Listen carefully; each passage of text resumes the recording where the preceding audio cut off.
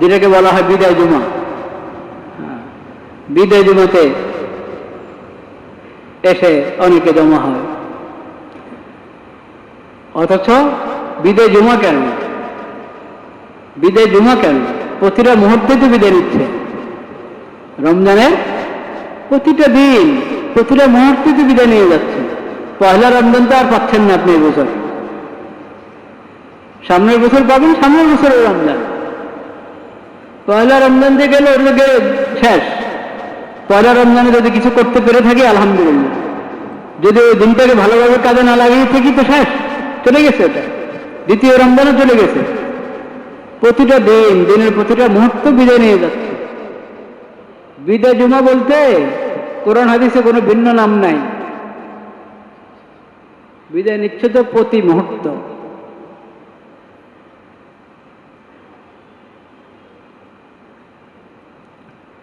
লা ইলাহা ইল্লাল্লাহ বলার উদ্দেশ্য হলো আমি আমাকে এবং সমস্ত মুসল্লি ভাইকে স্মরণ করে দিতে চাচ্ছি যে রমজানের অল্প যে কদিন আর বাকি আছে এটাকে গুরুত্বের সাথে কাজে লাগানোর চেষ্টা করি। সময়ের অপচয় যাতে বিলকুল না হয় সেটার খেয়াল রাখি, এবং যতটুকু হয় ইবাদত বন্দেগী ওটার মধ্যে প্রাণ আনার চেষ্টা করি। আমলটা যাতে একগ্রতার সাথে হয়, আন্তরিকতার সাথে হয়, ইখলাসের সাথে হয়, সুন্নত মোতাবেক হয়, এটা খেয়াল রাখার চেষ্টা করে যাবে। গতানুগতিক করতে থাকা ওটার ফায়দা খুব বেশি হয় না, বরং আমলটার মধ্যে যাতে জান আসে, প্রাণ আসে, ওইদিকে খেয়াল রাখা দরকার। আর সেটা হবে কিসের দ্বারায়? আমলের মধ্যে প্রাণ আসে, শক্তি এবং বরকত আসে কিসের মাধ্যমে? ইখলাসের মাধ্যমে, ইখলাসের মাধ্যমে আর সুন্নতের মাধ্যমে। ইখলাসের মাধ্যমে এবং কি? সুন্নতের মাধ্যমে। এবং ইহসান আর ইহতিসাবের মাধ্যমে। এই দুটো শব্দ আমরা জানার এবং বোঝার চেষ্টা করি। ইহসান, ইহতিসাব। ইহসান মানে হলো কাজটাকে যত সুন্দরভাবে করতে পারি, যত নিখুঁতভাবে করতে পারি, এটাকে বলে ইহসান। আন তা'বুদাল্লাহা কাআন্নাকা তারাহু ফাইন লাম তাকুন তারাহু ফাইন্নাহু ইয়ারাক। ইবাদত এমন ভাবে করবে যেন তুমি আল্লাহকে দেখছো, আল্লাহর সামনে তুমি হাজির। তো আল্লাহর ইবাদত করছি যদি এই অনুভূতি নিয়ে যে আমি আল্লাহকে দেখছি, আল্লাহর সামনে আমি হাজির, আল্লাহকে হাজির নাজির ভেবে আল্লাহকে আমি দেখছি এই অনুভূতি নিয়ে যদি ইবাদত করে, তাহলে মনটা ইবাদতে থাকবে, খুশু খুশু হবে এবং সুন্দর থেকে সুন্দরভাবে করার চেষ্টা করি। এটাকে বলে ইহসান। ইহতিসাব, আমি এই আমলটা আল্লাহর জন্য করছি, আল্লাহকে রাজি খুশি করার জন্য করছি, এবং এটার সওয়াব আমি কার কাছ থেকে নিব? আল্লাহর কাছ থেকে নিব। বাস, দুনিয়ার কারো কাছে কিছু চাচ্ছি না, লোক দেখানো উদ্দেশ্য না, শান বাড়ানো মান বাড়ানোর উদ্দেশ্য না। ওটা হলে তো লৌকিকতা হয়ে গেল, রিয়া হয়ে গেল। ইবাদত করছি একমাত্র আমার মাবুদ, যিনি আমার খালেক এবং মালিক।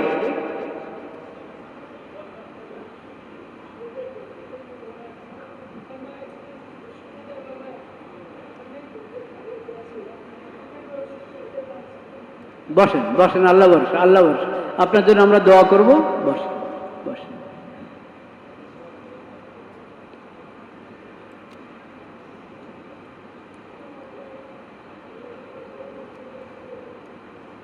তো আমল কখনো অবহেলা করে আমল করা হলে ফায়দা হয় না। আমল আন্তরিকতার সাথে করতে হবে এবং আল্লাহর কাছ থেকে সওয়াবের আশা রাখতে হবে। সওয়াবের আশা না করা এটাও ভালো না। আমল করছি, আমলের সওয়াব অবশ্যই আমি চাই। কার কাছে? আল্লাহর কাছে। আল্লাহর কাছ থেকে এটা সওয়াব নিব, এই আশা, এটাকে বলে ইহতিসাব।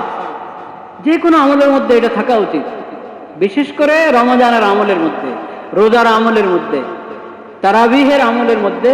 হাদিস শরীফে বিশেষভাবে এই দিকে দৃষ্টি আকর্ষণ করা হয়েছে, তাকিদ করেছেন নবী করিম সাল্লাল্লাহু আলাইহি সাল্লাম যে ইহতিসাবের সাথে করা আমলটা, আল্লাহর কাছে সওয়াব পাওয়ার আশা করো। আমি সওয়াব চাই এবং একমাত্র কার কাছে চাই? আল্লাহর কাছে চাই।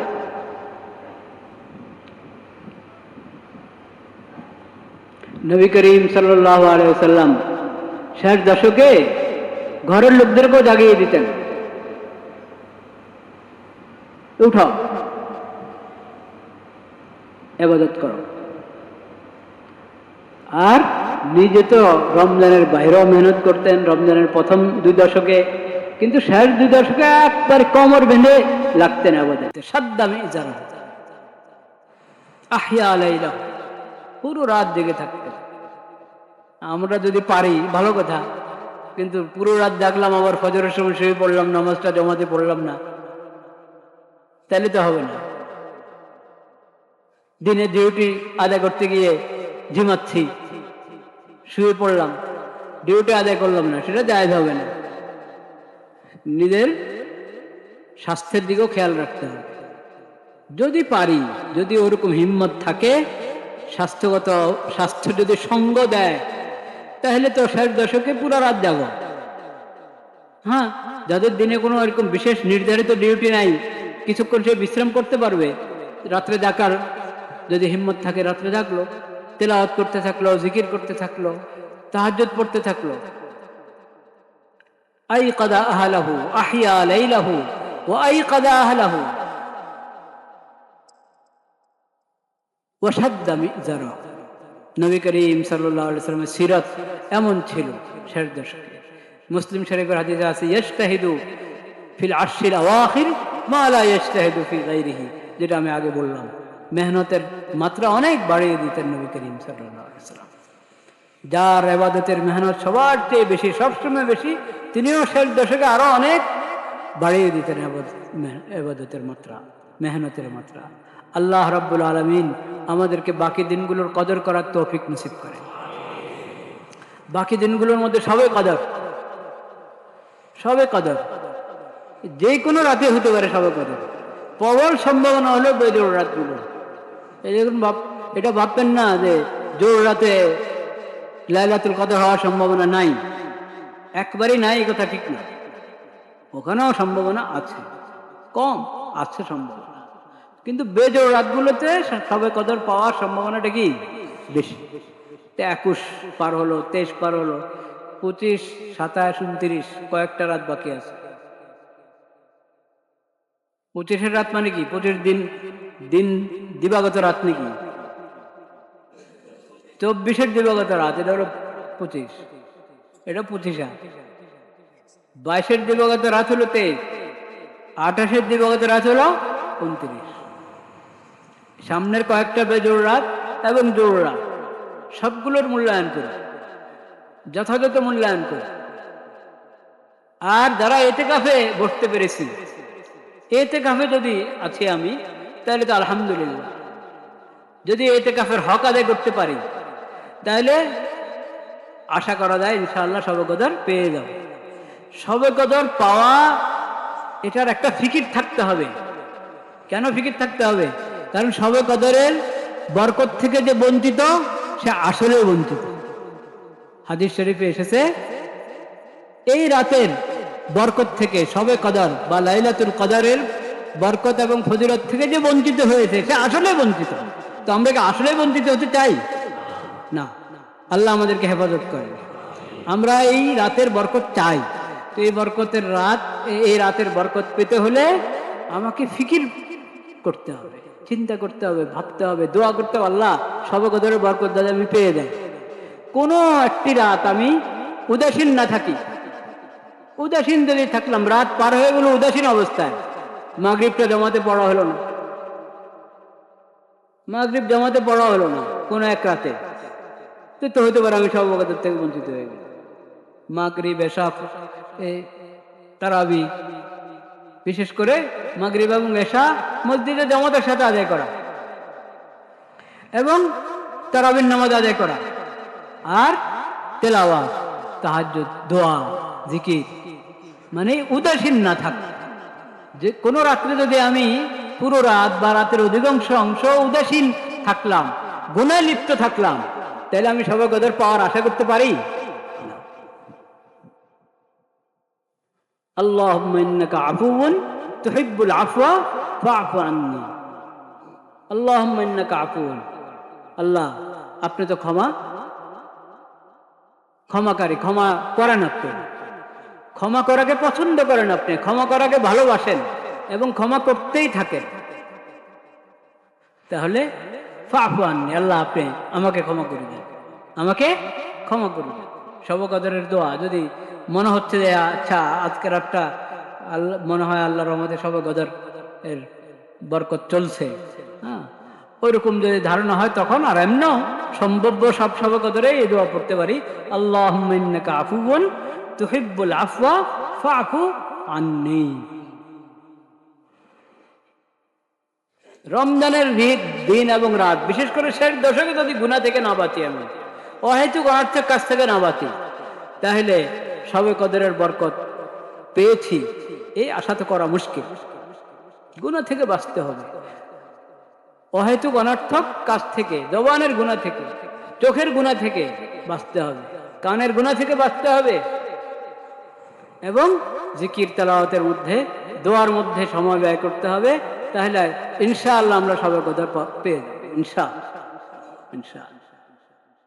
ইতিকাফ কাকে বলে? ইতিকাফ অনেক গুরুত্বপূর্ণ ইবাদত, কিন্তু ওটার কিছু শর্ত আছে, কিছু কি আছে, আদব আছে। শর্তটা তো আমরা জানি, একবারে জরুরি প্রয়োজন, ওযু ইস্তিনজার জরুরত, খাবার এনে দেওয়ার কেউ নাই, তাহলে খাবার আনার জন্য, গ্রহণ করার জন্য, এই ধরনের জরুরত, এই ধরনের জরুরতে মসজিদের এরিয়া থেকে বের হবে, আর না হয় পুরো সময় মসজিদে থাকবে, হয়তো ইবাদতে না বিশ্রাম, হয়তো ইবাদতে নয় বিশ্রাম, মসজিদে থাকবে। কোন মানে শরঈ যে মানদণ্ড মসজিদ থেকে বের হওয়ার যে বিধান, ওই বিধান লঙ্ঘন করে এমনি বের হয়ে গেল মসজিদের সীমানা থেকে, চলে যেতে হবে, ইতিকাফ ভেঙে গেল। আমি ইতিকাফের হালাতে আছি কিন্তু ঘোরাঘুরি করছি, ওই চত্বরে চলে যাচ্ছি, ওটা কি মসজিদের সীমানা নাকি? একটা তো হলো জুমার নামাজে অনেক মুসল্লি আসছে, বা আজকে অনেকে বিদায় জুমা মনে করতেছে, সামনের জুমা রমজানে হয় কি হয় না, হতেও পারে নাও হতে পারে সামনের জুমা, তো বিদায় জুমা মনে করে অনেক লোক এসে যায়, তো সেজন্য ও চত্বরে দাঁড়ায়, রাস্তা দাঁড়ায়, তো রাস্তা তো দাঁড়াচ্ছে মুসল্লিরা, সেজন্য কি আপনাকে রাস্তারও কি মসজিদের অংশ বলবেন? মসজিদের সীমানা আপনারা ঠিক করে জানিয়ে দিয়েছেন মুসল্লিদেরকে। যেমন এই যে ভিতরের অংশটা তো মসজিদ, দক্ষিণে যে জানাজা থাকে এটা তো মসজিদ না, মসজিদের অংশ না এটা। আচ্ছা, পূর্ব পাশের যে বারান্দা, এটা মসজিদের অংশ? হ্যাঁ, আপনারা স্থায়ী মুসল্লি যারা বলেন, পূর্ব পাশের বারান্দাকে আপনারা মসজিদের অংশ মনে করেন না? তাহলে পরে টিনের নিচে, টিন শেড যেটা, ওই যে চত্বর, ওটাও মসজিদ না? তো দক্ষিণের চত্বরও মসজিদ না, উত্তরের এই পাশে এটাও মসজিদ না, এটা জানতে হবে তো। হ্যাঁ, এই যে সামনের ছোট্ট বারিন্দাটা, ছোট বারিন্দাটা মসজিদের অংশ কিনা, এটা এটা যারা পুরানো মুসল্লি তারা বলবেন, এবং মসজিদের দায়িত্বশীল, এই মসজিদের মুতাওয়াল্লি এবং দায়িত্বশীল যারা, তাদের কাছ থেকে এটা জেনে নিতে হবে। আমি তো খেয়াল করে না, তবু আমি জিজ্ঞেস করে নিতাম দায়িত্বশীলদেরকে। এটা হলো প্রথম হলো মুতাওয়াল্লি কতটুকু নিয়ত করেছেন, এরপরে যখন বাড়ানো হলো, বর্ধিত অংশ যারা বাড়ালেন তারা কি নিয়ত করেছেন এবং কি ঘোষণা করেছেন, ওটার উপরে নির্ভর করে বিষয়টা। বুঝতে পেরেছেন? তো এটা তো নিশ্চিত ভিতরের যে অংশ উপরে পর্যন্ত, 7 তলা পর্যন্ত, পুরোটা মসজিদ। মুতাকিবদেরকে আপনারা কোথায় রাখছেন? কোন জায়গায় থাকে মুতাকিবরা? শো কোথায়? দোতলা, ওখানে, সেটা মসজিদ। এটা তো পুরো 7 তলা, তো পুরোটাই মসজিদ। কিন্তু কথা হলো বাহিরের দক্ষিণের চত্বর, পূর্ব পাশে যে টিন দিয়ে করা সেই চত্বর, এগুলো তো মসজিদ না, মসজিদের অংশ না। মুতাকিব সেখানে যাবে না, উনি জরুরতের কারণে ওয়াশরুমে যাবে, ওযুখানা যাবে, সেখানে তো যাবে, সেটা তো জরুরতের কারণে। কিন্তু এমনি কতক্ষণ আর বসে থাকবো, একটু ঘুরে আসি, তো ঘুরতে গিয়ে যদি আপনি দক্ষিণের চত্বরে চলে যান, পূর্ব পাশের চত্বরে চলে যান, তো এটা মসজিদের সীমানা থেকে বাইরে হয়ে গেলেন। মসজিদের সীমানা থেকে কোনো যৌক্তিক কারণ, যেই কারণে শরীয়ত বের হতে বলেছে মসজিদ থেকে, সেই কারণ ছাড়া যে সীমানা থেকে বের হবে তার ইতিকাফ শেষ, ভেঙে গেল ইতিকাফ। যত দ্রুত পারেন ফিরে আসবেন।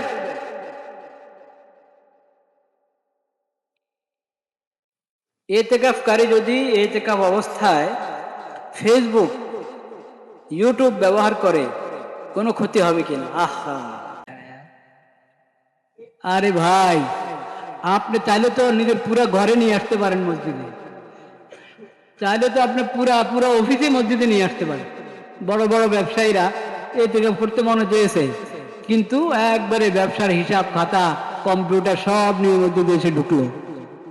হ্যাঁ, ইতিকাফ হলো, ব্যবসা হলো।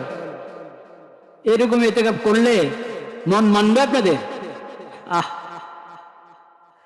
এই যে এই ইন্টারনেট নিয়ে, স্মার্টফোন নিয়ে মসজিদে ঢুকবেন, বুঝতে পেরেছেন? আগের জমানা যারা ইতিকাফ করতো না, নিজের ঘরে থাকতো, তাদের হালাত বর্তমানে ওই লোক দিক থেকে ভালো। যারা মসজিদে ইতিকাফের নিয়ে তো থাকে, কিন্তু এক হাত 1-2 তলা একটা যন্ত্র সাথে রাখে। এটা সাথে রাখা মানে সে পুরো দুনিয়াতে আছে, ঠিক কিনা? আগের জমানা যারা ইতিকাফ না করে ঘরে থাকতো, ওরা তো ঘরেই আছে না, পুরো দুনিয়াতে ছিল? পুরো দুনিয়াতে না, ঘরে ছিল। এখন আপনি এত বড় যন্ত্র নিয়ে, এই স্মার্টফোন নিয়ে যে ঢুকলেন মসজিদে, এটা নিয়ে আপনি আসেন, এর মানে আপনি পুরো দুনিয়াতে আছেন। মসজিদে একান্ত আল্লাহর কাছে আমি আল্লাহর দরবারে হাজিরা দিলাম, একান্ত আল্লাহর দরবারে আমি বসে থাকতে চাই, ধর্ণা দিয়েছি আমি আল্লাহর দরবারে। আল্লাহ, তোমার দরবারে ধর্ণা দিলাম, আমাকে মাফ করো। আল্লাহ, তুমি আমাকে মাফ করে দাও, তুমি মাফ না করলে আমি এমনিতে যাবো না, তোমার দরবারে আমি ধর্ণা দিলাম। এটার নামই তো ইতিকাফ, ঠিক কিনা? হ্যাঁ, তো এটা যদি ইতিকাফ হয়ে থাকে ভাই, তো এই ইতিকাফের মধ্যে আমি তো ধর্ণা দিলাম না, আমি পুরা দুনিয়া মুঠে করে নিয়ে আসলাম, পুরা দুনিয়া মুঠি করে নিয়ে আসলাম। মসজিদের বাইরে দুনিয়ার কোন আনাচে কানাচে কি হচ্ছে, কোন কোনায় কি হচ্ছে, সব আমি আপডেট।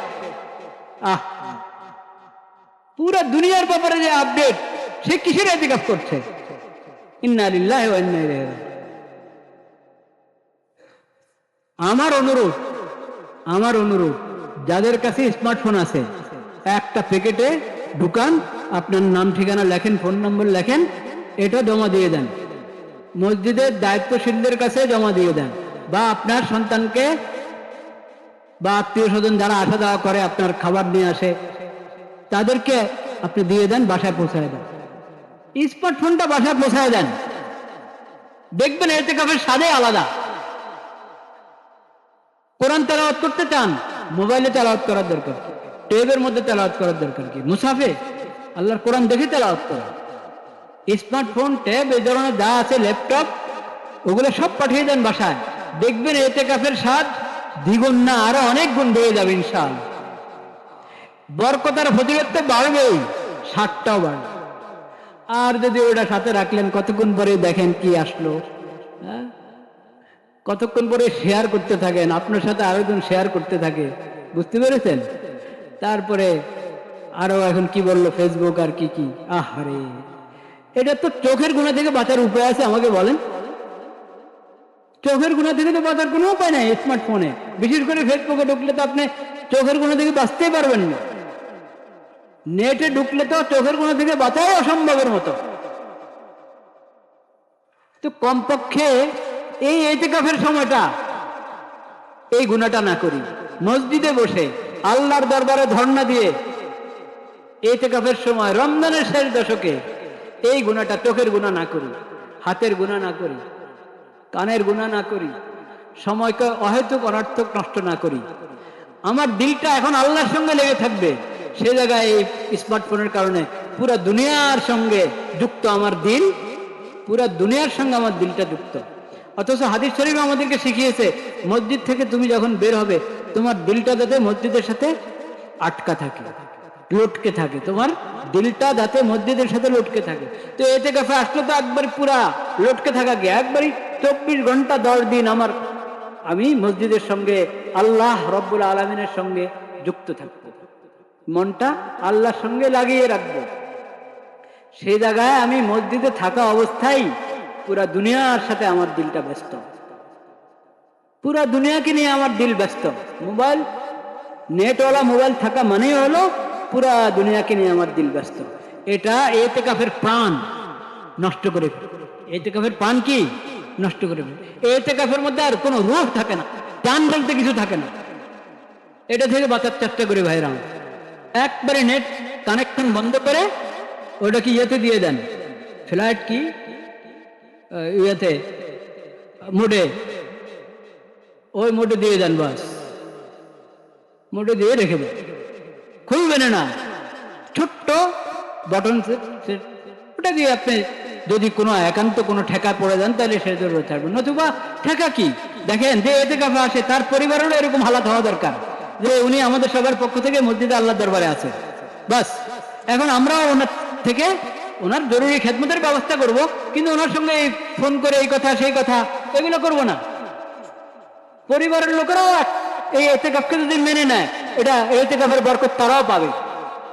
আর যদি পরিবার ওরা ব্যস্ত রাখে এতেকাফকারীকে, তাহলে এতেকাফকারীর বরকত নষ্ট করলো, নিজেদের বরকত নষ্ট করলো। ঠিক আছে ভাইরাম, আল্লাহ তাআলা আমাদেরকে তৌফিক দান করেন। হ্যাঁ,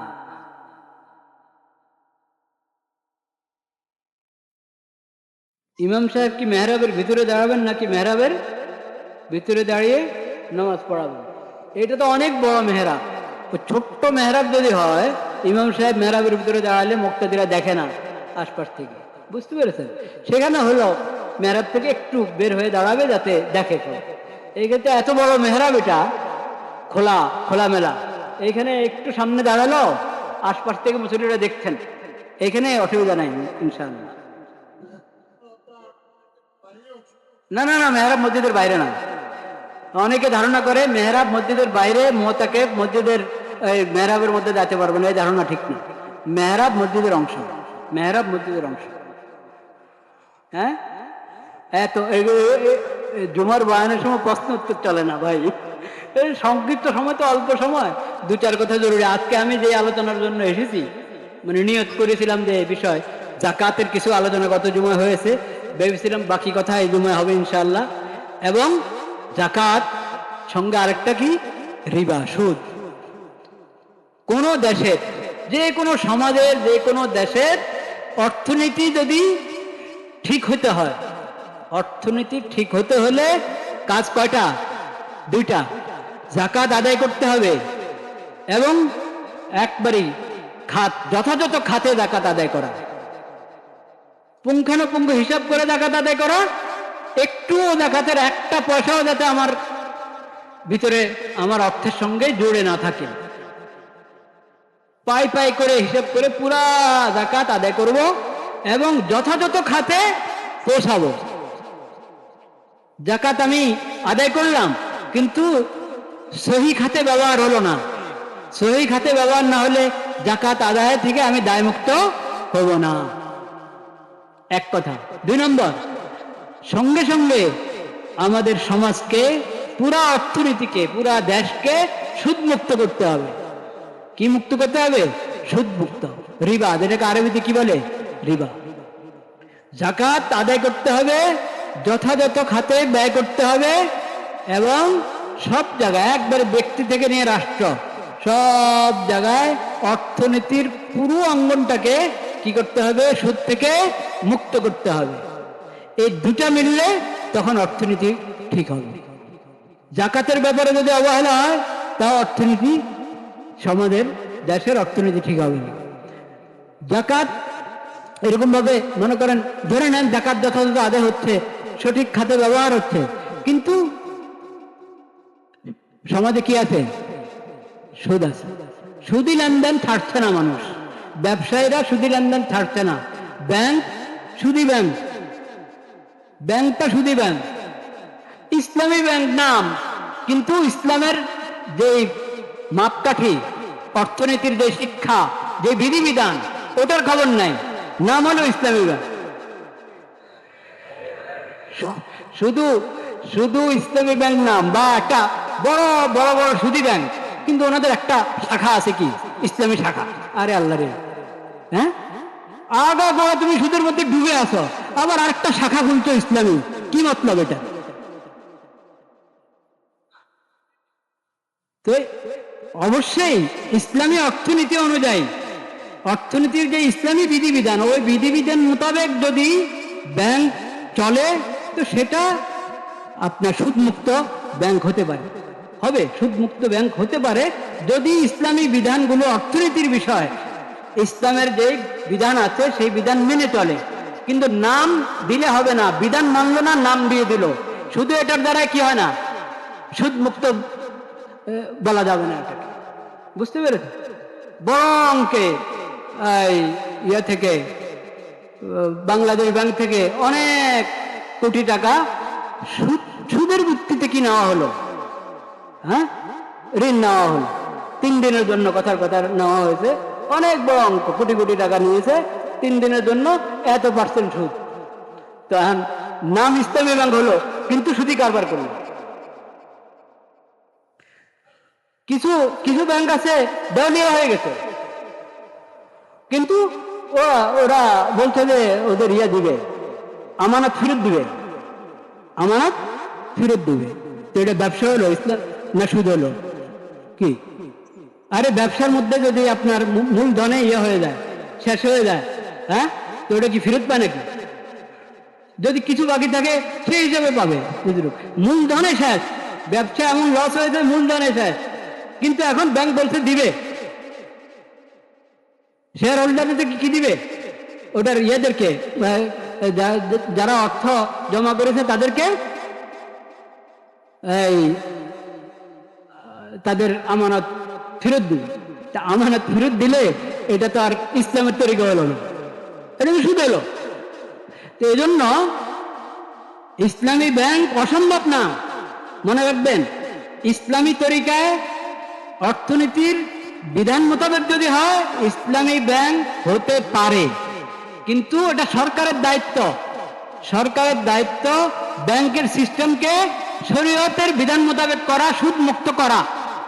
এখন সুদ মুক্ত না করে শুধু নাম ব্যবহার করলে, শরিয়া বোর্ড আছে, এ আছে, সে আছে, এগুলোর দ্বারা কাজ হবে না।